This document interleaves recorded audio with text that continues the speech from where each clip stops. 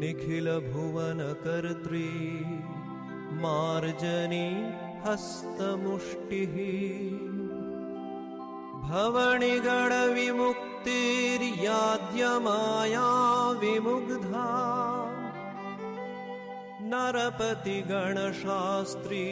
दैन्यदुःखे धरित्री